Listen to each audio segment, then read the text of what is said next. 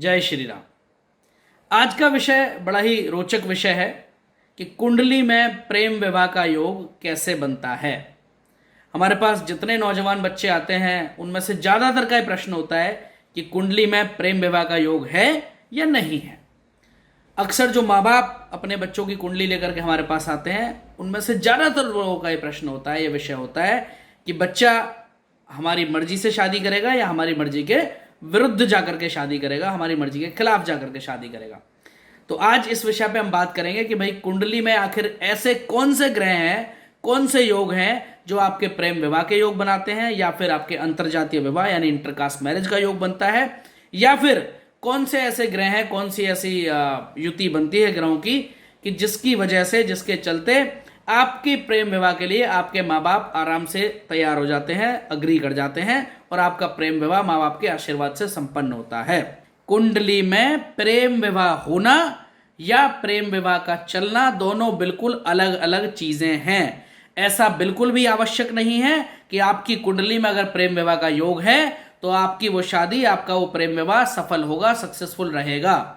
प्रेम विवाह सफल होगा या नहीं होगा, ऐसा दोनों बच्चों की कुंडली का प्रॉपर मिलान करके ही बताया जा सकता है। दोनों बच्चों की कुंडली पढ़ के ही देखा जा सकता है कि दोनों का विवाह सफल रहेगा या नहीं रहेगा। तो ये देखना अत्यंत आवश्यक है। ऐसा बिल्कुल आवश्यक नहीं है कि प्रेम विवाह का योग अगर है तो प्रेम विवाह सफल होगा या फिर नहीं होगा। चलिए सबसे पहले बात करेंगे कुंडली में क्या क्या हमें देखना होता है कि जब प्रेम विवाह के विषय में हम बात करनी होती है। पहली चीज, अगर हम प्रेम विवाह के विषय में बात करेंगे तो उसमें सबसे पहले हमें ध्यान में रखना होता है शुक्र, मंगल, राहु व चंद्रमा को। इन चार ग्रहों का हमें विशेष ध्यान कुंडली के अंदर या कुंडली पढ़ते समय रखना होता है। अगर हम प्रेम विवाह की बात करेंगे या कुंडली में प्रेम विवाह का योग हम देखेंगे तो इन चारों ग्रहों का हमें विशेष ध्यान रखना होता है। अब कैसे योग बनता है प्रेम विवाह का? अगर पांचवें घर का स्वामी या आपकी कुंडली के सातवें घर का स्वामी यानी आपके पंचमेश और सप्तमेश के स्वामी का यानी कि उनके लॉर्ड का किसी भी दृष्टि से संबंध बन रहा हो तो कुंडली में प्रेम विवाह का योग बनता है। उदाहरण के तौर पर यदि आपकी कुंडली मेष लगन की है तो आपकी कुंडली में पांचवें घर में 5 नंबर होगा और सातवें घर में सप्तमेश में 7 नंबर होगा। ठीक है।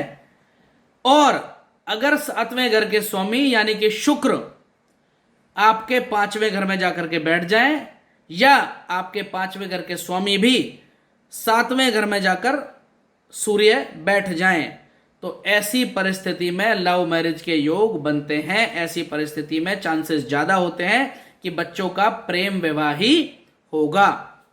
या फिर पंचमेश और सप्तमेश यानी पांचवें और सातवें घर का किसी भी दृष्टि से दृष्टिगत संबंध भी हो तब भी प्रेम विवाह का योग बनता है।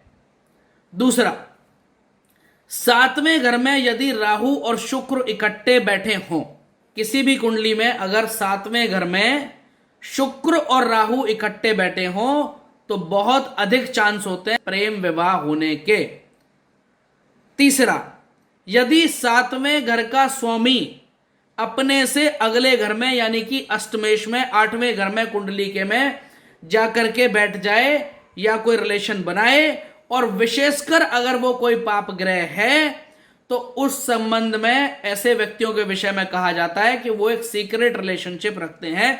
यानी ऐसे लोगों की जो रिलेशनशिप होती है वो बहुत सीक्रेट होती है, आसानी से वो रिवील नहीं करते।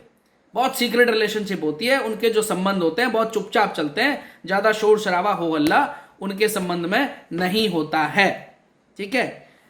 उसके अलावा बहुत सारे लोगों का प्रश्न आता है कि इंटरकास्ट शादी होगी या नहीं होगी या सेम कास्ट में ही विवाह होगा। उस केस में हमें क्या देखना होता है कि यदि सातवें घर का स्वामी राहु व शनि, सातवें घर का स्वामी राहु व शनि के साथ जाकर के कहीं बैठ जाए तो कुंडली में अंतरजातीय विवाह यानी कि इंटरकास्ट मैरिज का योग बनता है। सातवें घर का स्वामी यदि कहीं भी किसी भी जगह राहु या शनि के साथ जाकर के बैठ जाए तो अंतरजातीय विवाह का योग बनता है। और विशेषकर अगर 7वें घर का स्वामी जिस घर में बैठा हुआ है वहां शनि और राहु दोनों बैठे हुए हों तो निश्चित रूप से बच्चे की अंतरजातीय विवाह यानी कि इंटरकास्ट मैरिज ही होगी। अगला, यदि पंचमेश और